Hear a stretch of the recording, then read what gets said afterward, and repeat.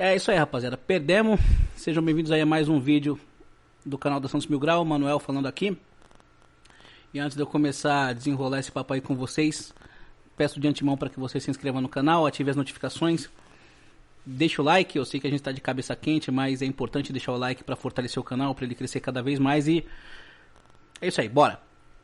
Palmeiras 1, Santos 0. Analisando friamente, é um resultado esperado, comum. A gente perdeu para o melhor time do Campeonato Paulista, para o melhor time paulista, para o melhor time do futebol brasileiro, atual bicampeão da Libertadores, atual vice-campeão do mundo, com um a menos jogando na casa deles. Ok? E então eu quero pedir para vocês para que tenham muita, mas muita calma agora. Porque perder o equilíbrio depois de uma derrota em clássico é muito fácil. Esse jogo eu dei uma breve visualizada aqui no Twitter, no Facebook, nos grupos. Tá cheio de engenheiro de obra pronta, meio desesperado. O que não falta é gente falando agora que o Velasquez não pode jogar no Santos. Eu sempre disse isso, eu sempre disse que ele era horrível. Eu vou fazer uma análise de jogador a jogador, fazer uma análise da partida como um todo. Cara, é uma pena. É uma pena mesmo a gente ter perdido esse jogo. Porque até o final do primeiro tempo eu tava com aquele feeling de, caramba, se a gente vira o primeiro tempo com essa defesa compacta, encaixada, no segundo tempo a gente pode arrumar algo.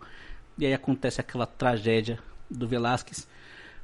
Mas ainda assim, a gente precisa ter muita calma, porque o Santos, mesmo com a derrota, ainda depende só das suas próprias forças, não para se livrar do rebaixamento, mas para se classificar, tá? O Santos ainda só depende das suas forças para se classificar para a próxima fase do Paulista. Então a gente tem que ter muita calma e agir e tentar ver sempre o copo meio cheio enquanto a gente puder. A gente vive um paralelo meio complicado. A gente está próximo do rebaixamento e próximo da classificação. Então vamos olhar pelo lado da classificação, porque o Santos joga com dois adversários teoricamente mais fracos. Ferroviária, fora de casa, sim, mas ainda assim é a Ferroviária. E o Água Santa na Vila Belmiro. Se a gente não ganhar do Água Santa na Vila Belmiro, por favor. O Santos depende só de si mesmo. Então, ficar muito nervoso e entrar em desespero agora é o pior que a gente pode fazer. Vamos aceitar essa, vamos tomar essa no queixo. Vamos aceitar essa como take it as a champ, né? Tomar essa como um campeão, tomar essa pancada e resistir. E entender que a gente perdeu pro melhor time do campeonato. Era normal, era algo esperado. O Santos foi a campo com algumas mudanças na sua formação tática, a começar pela formação com 3 zagueiros. E essa formação com 3 zagueiros eu fiquei meio feliz e meio preocupado, porque, em primeiro lugar, foi uma formação que deu muito certo no ano passado, mas em contrapartida nunca foi um esquema muito utilizado pelo Fabian Bustos. Mas até o final do primeiro tempo ele funcionou. Teve mudança, teve a estreia do Auro na lateral direita, teve a entrada do Velasquez, teve a saída do Camacho e a entrada do Zanocelo, teve a saída do Marcos Guilherme e a entrada do Lucas Barbosa, e a gente teve o Ricardo Goulart sendo adiantado para 9, falso 9, ou como disse, acho que era o Praz que estava comentando, 8,5, né? E ele mostrou que ele é muito perigoso nessa função, quando a bola chega nele, mas ele teve que buscar muito a bola. E ele não é um jogador de arrancada, não é um jogador de velocidade, mas enfim. O Ângelo e o Lucas Barbosa, eles inverteram os lados, né? O Lucas Barbosa jogou pela direita, o Ângelo jogou pela esquerda. E o jogo, basicamente, por 20 minutos, foi um jogo de ataque contra a defesa. Foi o Palmeiras amassando o Santos e o Santos se defendendo muito bem. Se defendendo de forma muito compacta, sabe? Reduzindo os espaços do Palmeiras, não dando chance do Palmeiras criar chance frontal contra o João Paulo. E depois dos 20, 25 minutos, o Santos começou a tentar sair, a adiantar um pouquinho a marcação. E foi aí que surgiu a grande chance do Santos. Mas falando sobre essa postura defensiva, eu particularmente gostei bastante. O Santos foi muito inteligente de saber que é o começo do trabalho do Fabian Bustos.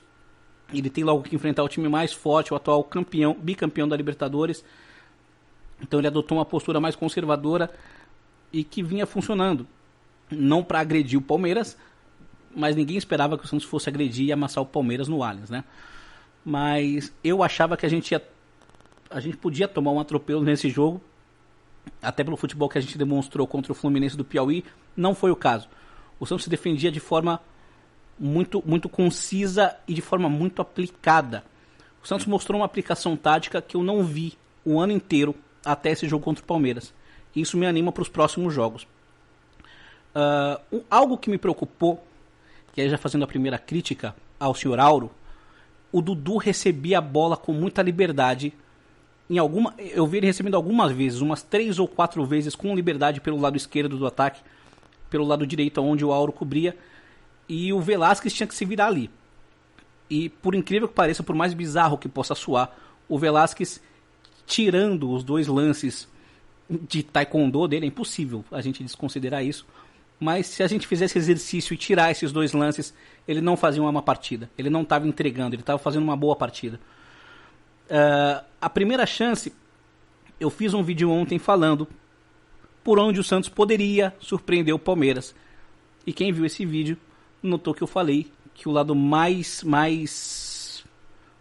exposto do Palmeiras era o lado esquerdo, o nosso lado direito do ataque, o lado esquerdo da defesa do Palmeiras.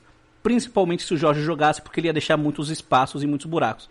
E foi numa jogada dessas na qual o Auro recebeu uma bola em profundidade, conseguiu dominar, ganhar da marcação, não sei se era o Jorge, tocou para trás, acho que pro Lucas Barbosa, me corrija se eu estiver errado, o Lucas Barbosa cruzou, o Goulart cabeceou na trave, por muito pouco a gente não abriu o placar, por muito pouco mesmo, e era uma bola que o Goulart ele nem tinha tanto a preferência. Quando ele cruzou, eu pensei, acho que ele não vai chegar, e o Goulart conseguiu ganhar na jogada aérea dos zagueiros do Palmeiras e cabeceou na trave, foi por muito pouco. Novamente, quando eu tava com aquele feeling positivo de vai passar o primeiro tempo, vai acabar o primeiro tempo, a gente vai pro intervalo, vai voltar pro segundo tempo com a defesa encaixada, e eu acho que dá para arrumar algo, acho que dá para arrumar uma vitória. Aconteceu aquela tragédia, o Velasquez já tinha feito algo semelhante no Rony, e eu fiquei surpreso que ele não tomou cartão vermelho, porque, cara, foi um negócio violento, assim, foi muito violento. E aí aos 45, 46 do primeiro tempo, tem aquele lance bizarro. Assim, insistir no erro é um negócio complicado, né? Errar é humano, mas insistir no erro é estupidez. E o Velasquez foi estúpido, mas eu também não vou ser engenheiro de obra pronta. E agora que ele fez essa cagada, sair falando que eu sempre disse que ele não podia jogar no Santos. Não, no meu caso não, pelo contrário, no meu caso eu sempre questionei porque ele não tinha chances. Talvez ele tenha respondido essa pergunta, mas eu acredito que ele corrigindo esse afobamento dele, ele não é um mau zagueiro. Enfim, me julguem. Foi um balde de água fria, o Santos foi pro intervalo meio que com a certeza de que não ia conseguir vencer o jogo, porque vai pro intervalo com um gol atrás do placar, com um jogador a menos contra o Palmeiras, é complicado. Um time que tem uma defesa tão sólida contra o Palmeiras. E o segundo tempo, basicamente, foi um segundo tempo controlado pelo Palmeiras. Não sei se mais pelo Palmeiras não querer ir para cima, ou se pelo fato do Santos conseguir mesmo segurar defensivamente a equipe alviverde. O Santos não criou muitas oportunidades. Logo de cara, já sai o Ângelo, não entendi isso. Entrou o Lucas Braga, eu não entendi, realmente. O Sandri saiu também, e o Sandri jogou muito mal, fez um péssimo primeiro tempo. Entrou o Camacho. O Camacho, dessa vez, não fez uma péssima partida, ele fez um feijão com arroz, mas também não fez nada diferenciado. Aos 20 do segundo tempo saiu o Goulart, entrou o Marcos Leonardo. O Marcos Leonardo, ele foi um jogador muito esforçado, muito aplicado, ele correu bastante, tentou disputar a bola, tentou competir, teve uma oportunidade ali, ele sofreu uma falta e cobrou a falta na barreira. Saiu também o Zanocelo e entrou o Balieiro, ele não fez muita diferença. E o que eu não entendi realmente foi botar o Pirani aos 45 do segundo tempo. Isso é inacreditável, e uma crítica ao Fabian Bustos. O primeiro lance do Pirani quando ele entra contra o Fluminense do Piauí, gol do Santos, passe, gol do Santos. Primeiro lance do Pirani quando ele entra, quando ele acaba de entrar, ele chuta de fora da área, do meio da rua, a única jogada realmente perigosa até então, obrigando o Everton a fazer uma ponte e mandar para escanteio. Lance perigosíssimo. No final, o Santos ainda levou perigo em mais uma bola no cruzamento do Lucas Pires, cabeceio do Lucas Barbosa. E aí deixou a gente com aquele gostinho, pelo menos eu tento analisar da maneira mais fria e racional possível.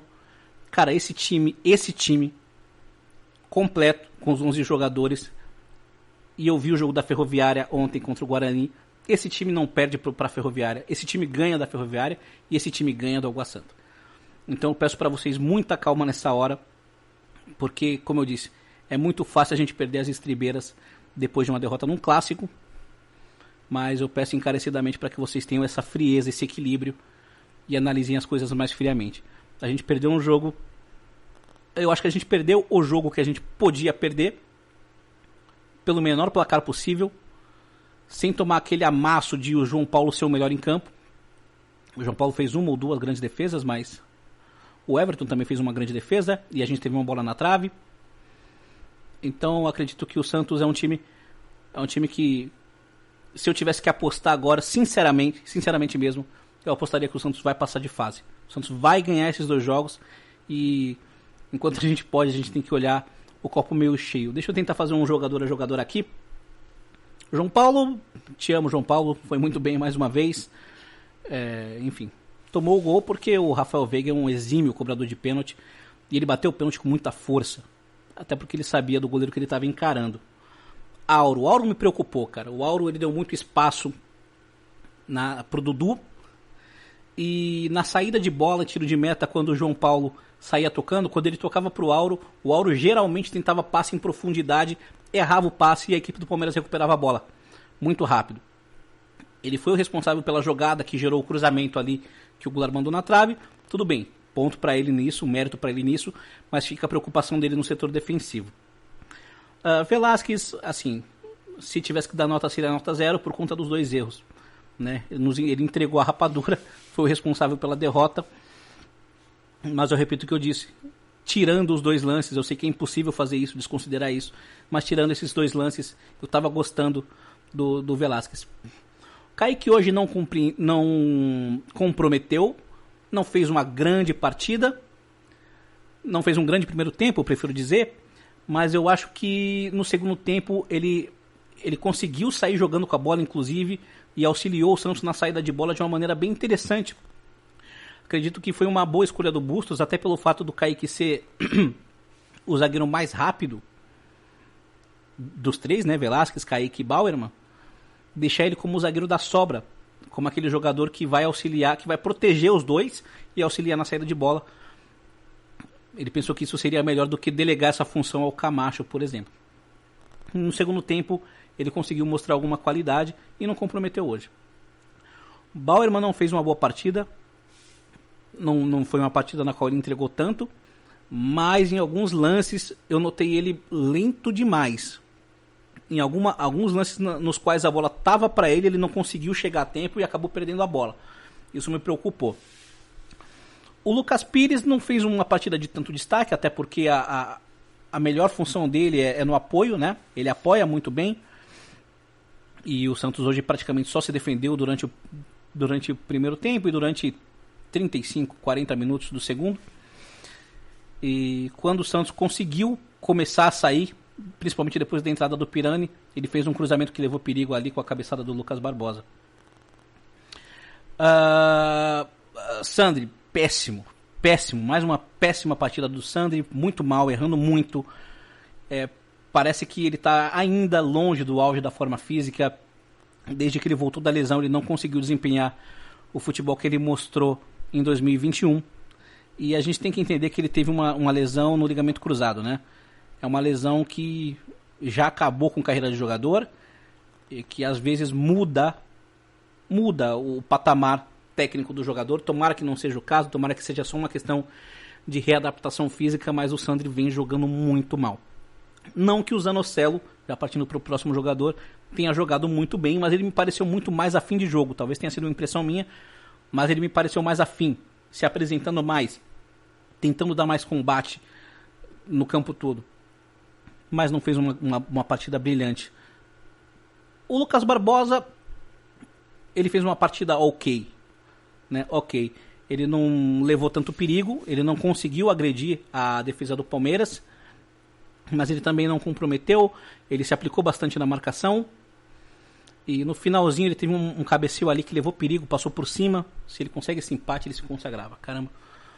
O Ângelo, de fato, não fez uma boa partida, ele jogou deslocado, né? Ele jogou pela esquerda, mas eu não entendi a substituição dele, porque ele já mostrou nos últimos jogos, e já mostrou pro Bustos no jogo contra o Fluminense, que ele é a melhor das nossas válvulas de escape. É o jogador mais habilidoso que a gente tem no elenco, e para enfrentar uma defesa tão forte como essa do Palmeiras, a gente precisa de um jogador que quebre as linhas como o Ângelo. Eu não entendi isso. A entrada do Lucas Braga, para mim, não fez efeito nenhum. Não melhorou o time. Mas, enfim. O Ricardo Goulart é aquilo, cara. Ele não é um jogador de arrancadas, não é um jogador veloz, mas é um jogador que, quando a bola chega nele, ele é muito perigoso. Me irritou bastante o rodízio de faltas que fizeram nele e ninguém tomou cartão, né? Isso a gente precisa frisar. Um absurdo. E ele teve o lance mais perigoso do jogo até o pênalti, né? Uma bola que foi alçada à área e ele conseguiu o cabeceio. Cara, se ele abre aquele placar ali, era só jogar fechadinho. Era só não, né? Parece fácil. Mas a gente ia ter muito mais tranquilidade para jogar fechado, para jogar na defesa. O Palmeiras ia precisar se abrir muito mais, ia dar muito mais espaço pro Ângelo, pro Lucas Barbosa. Enfim, um pecado aquela bola não ter entrado. E entrou o Lucas Braga não conseguiu arrumar nada. O Camacho não fez uma má partida. O Camacho ele até conseguiu melhorar a saída de bola, mas a isso também se deve muito à mudança na postura do Palmeiras, que quem viu o jogo do Palmeiras contra o São Paulo, eu assisti ele completo, depois que o Palmeiras faz o gol e abre o placar, ele dá a bola para o adversário e deixa o adversário jogar. Então, o Camacho ele teve um pouquinho mais de espaço para trabalhar hoje, e até com o Kaique fazendo essa função também de sair jogando um pouco, ele não comprometeu tanto não. O Marcos Leonardo ele entrou bem, é um moleque muito aguerrido, ele é um cara que quando não dá na técnica vai na raça. Eu gosto do Marcos Leonardo, mas ele entrou numa situação bem complicada, né? Eu até pensei que talvez ele pudesse fazer o mesmo que ele fez contra o Corinthians, mas a defesa do Palmeiras é muito mais forte do que aquela defesa do Corinthians do Silvinho era, que era uma mãe. O Balieiro entrou, não fez muita diferença na minha opinião, e em alguns lances a gente teve a chance de tentar atacar pelo lado direito, e aí a gente tinha o Balieiro por ali, e aí, enfim, ele não conseguia arrumar nada. E o Lucas Pirani, que pra mim entrou super bem, cara. Cara, ele entrou roubando bolas, ele entrou chutando a gol. Pirani, né? Vamos combinar que ele tem que ser titular. Só que aí pra isso a gente ia precisar mudar o esquema tático. E eu tô com a cabeça muito quente pra pensar nisso nesse momento. Mas se vocês quiserem, eu prometo que eu faço um vídeo testando opções aí pro Piraninho, pro moleque Pirani ser titular nas próximas partidas. Beleza? E agora o Santos tem a Ferroviária fora de casa, jogo crucial, que se o Santos ganhar a gente afasta o fantasma do rebaixamento e se preocupa só para garantir a classificação dentro de casa contra o Água Santa. Tenho certeza que a gente vai fazer isso. Não na pior, mas na média das hipóteses, se a gente empatar os dois jogos, a gente também fica na primeira divisão. Na pior das hipóteses, se a gente perder os dois jogos, a Ponte Preta ainda precisa ganhar do Ituano a última rodada para que o Santos seja rebaixado. E o Ituano, deixa eu verificar aqui. O Ituano nesse momento joga com o Bragantino, jogo de mando do Ituano, e está 0-0. Lembrando que o Mirassol perdeu pro São Paulo, e com isso, caso termine empatado, deixa eu só verificar aqui para dar a informação para vocês, porque o Mirassol estava logo à frente do... terminando empatado, o Ituano fica com 16 pontos e o Mirassol fica com 17. Então o Ituano vai entrar na última rodada podendo se classificar, e eu acho que o Ituano é muito mais time do que a Ponte Preta. O time da Ponte Preta é fraquíssimo. Se eu tivesse que apostar, eu apostaria numa derrota da Ponte Preta no último jogo, ou pelo menos que a Ponte Preta não vencesse. Eu não acho que a Ponte Preta tenha time para ganhar do Ituano, mas enfim.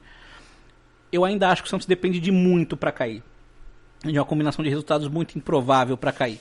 Então vamos olhar o copo meio cheio, beleza? Os próximos jogos são teoricamente contra adversários mais difíceis e na pior das hipóteses a gente decide a nossa vida em casa contra o Água Santa. Tranquilo? Comente aí quais as impressões de vocês do jogo, com respeito, por favor, suas análises. Eu não faço questão de ser dono da verdade, quem quiser discordar de mim, beleza? Desde que com respeito. E é isso aí, rapaziada. Se inscrevam no canal, por favor, ativem as notificações, deixem um like, é muito importante que vocês deixem um like para o nosso canal ser recomendado pelo algoritmo do YouTube. E aguardem até o próximo vídeo, para cima deles.